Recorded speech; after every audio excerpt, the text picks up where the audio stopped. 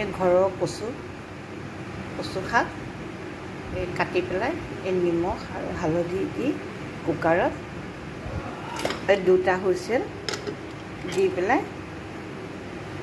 দি ল'ম। তাৰপিছতে আমি কচু শাক আৰু মাছৰ মূৰ দি পেলাই কচু শাকৰ তৰকাৰী বনাম। এয়া মই কচু শাক ঘৰতে বইল কৰি লৈছিলোঁ যে এতিয়া বনাবৰ কাৰণে এই সৰিয়হ তেল দিছোঁ, বেছি নাই দিয়া, চামুচ সৰু চামুচে 2 চামুচমান দিছোঁ।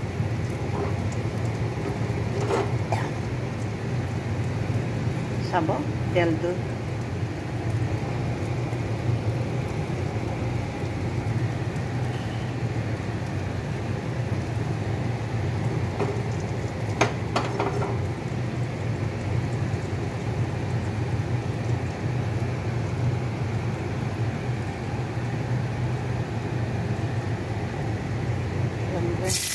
কেঁচা পিঁয়াজ দিছোঁ, কেঁচা পিঁয়াজ এফালে দিছোঁ মই।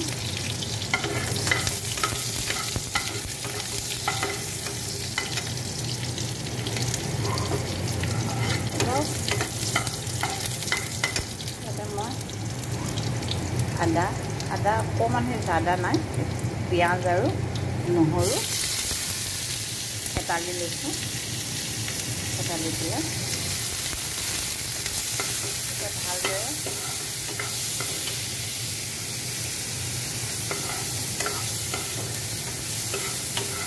ভাজিব।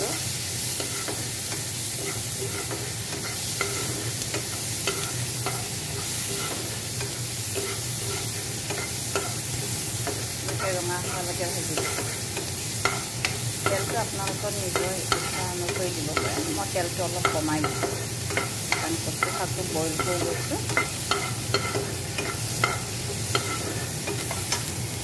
তাত এতিয়া মই এই জলকীয়া দুটা দিছোঁ, তেজপাত এখিলা দিছোঁ,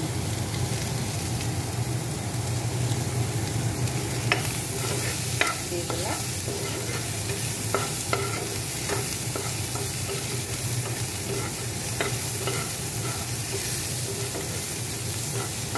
ভাজি ল'ব ভালকৈ।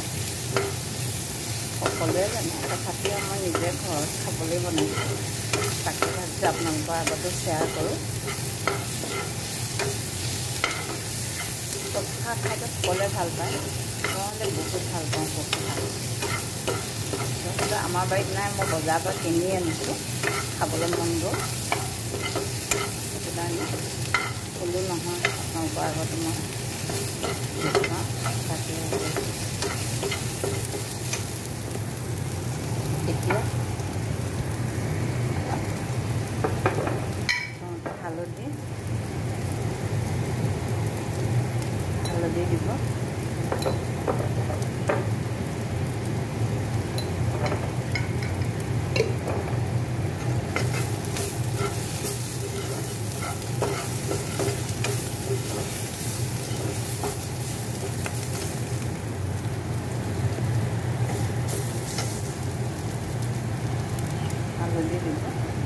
তাৰপিছত এই চব মই বইল কৰি যে লৈছিলোঁ এই কচু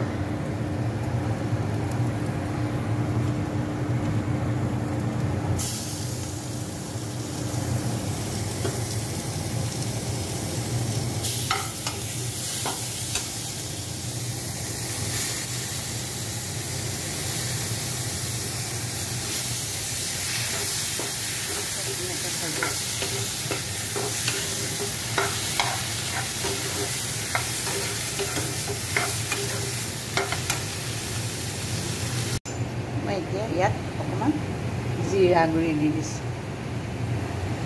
যদি আপোনালোকে খায় অকণমান জালুকৰ গুড়ি দিব পাৰে, জালুকৰ এতিয়া গৰম কাৰণে মই জালুকৰ গুড়িটো দিয়া নাই।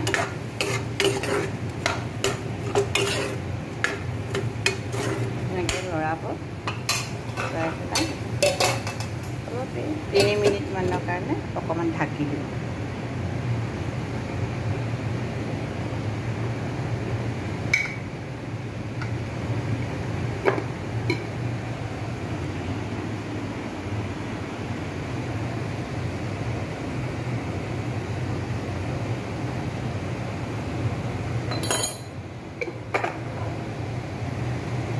তাৰপিছত ঢাকনিখন ইয়াৰ পানীটো ইয়াতে পৰিব দিব।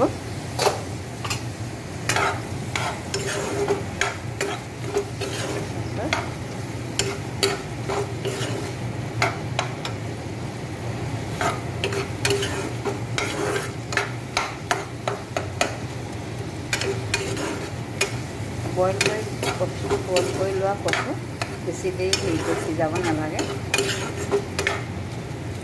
যোনে খাই জালুকৰ গুড়ি দিব পাৰে, কাৰণ এতিয়া মই গৰমৰ কাৰণে জালুকৰ গুড়িটো দিয়া নাই। আৰু ঘৰতে খাবলৈ বনাইছোঁ যেতিয়া চিম্পুলকৈ বনাইছোঁ। অকণমান পানী কচু বইল কৰা পানী আছিলে, তাৰে অকণমান দি দিছোঁ। বেছি পানী দিব নালাগে, থুপথুপীয়া হ'লে খাই ভাল লাগে।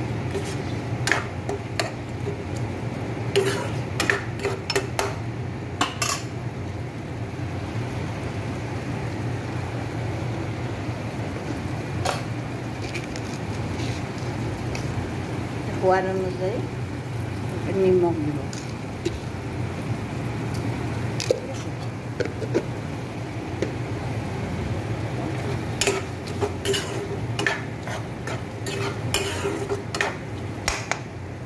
আপোনালোকে কি কৰিব, দিবও পাৰে নিদিবও পাৰে আপোনালোকৰ কথা। মোৰ এই মাছ অকণমান আছিলে, তাকে মাছৰ মতে কচু শাকত মাছ দিলে খাই ভাল লাগে। কচু শাকত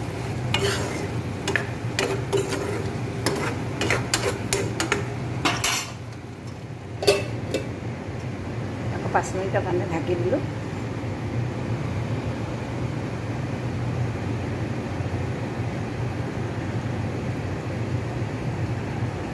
এতিয়া মোৰ এয়া মাছ দিয়ে কচু শাক হৈ গ'ল। মই বনাই কৰিম।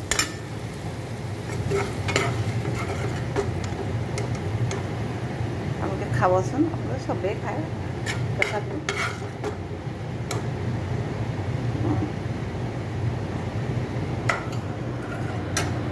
ভাতৰ লগত খাবৰ কাৰণে কচু শাকৰ ভাজি, মাছ দিয়া কচু শাকৰ ভাজি ৰেডি। আপোনালোকে যদি ভিডিঅ'টো চাই ভাল পালে এবাৰ ছাবস্ক্ৰাইব আৰু লাইক কৰিবলৈ নাপাহৰিব। ধন্যবাদ।